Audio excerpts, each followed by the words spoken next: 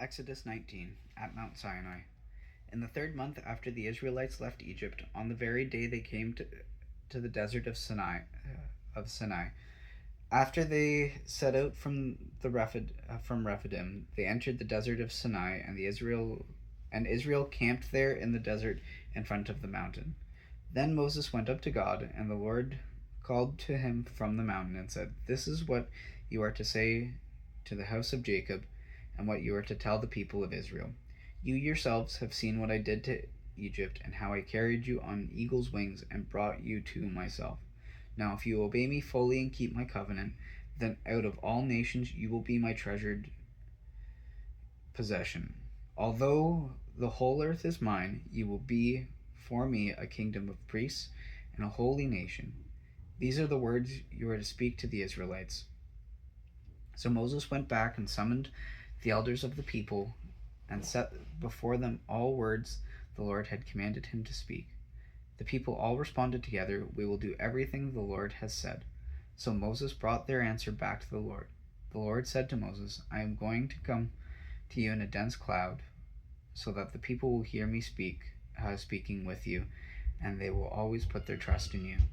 Then Moses told the Lord what the people had said, and the Lord said to Moses, "Go to the people and consecrate them today and tomorrow. Have them wash their clothes and be ready by the third day, because on that day the Lord will come down on Mount Sinai in the sight of all the people. Put limits for the people around the mountain and tell them, 'Be careful that you do not go up the mountain or touch the foot of it. Whoever touches the mountain shall surely be put to death. He shall surely be stoned or shot with arrows. Not a hand is to be laid on him. Whether man or animal, he shall not be permitted to live. Only when the ram's horn sounds a long blast may they go up to the mountain." After Moses had gone down the mountain to the people, he consecrated them, and they washed their clothes. Then he said to them, "Prepare yourselves for the third day.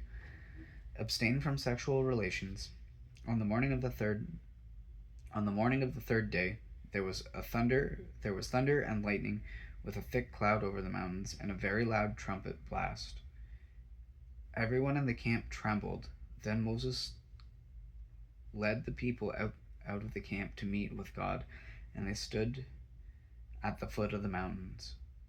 Mount Sinai was covered with smoke, because the Lord descended on it in fire. The smoke billowed up from it like the smoke from a furnace. The whole mountain trembled violently, and the sound of the trumpet grew louder and louder.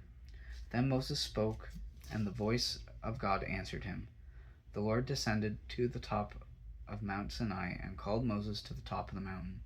So Moses went up, and the Lord said to him, "Go down and warn the people, so that they do not force their way through to see the Lord, and many of them perish.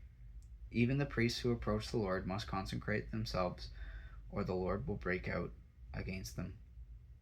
Moses said to the Lord, "The people cannot come up Mount Sinai, because you yourself warned us. Put limits around the mountain and set it apart as holy." The Lord replied, "Go down and bring Aaron up with you, but the priests and the people must not force their way through to come up to the Lord, or he will break out against them." So Moses went down to the people and told them.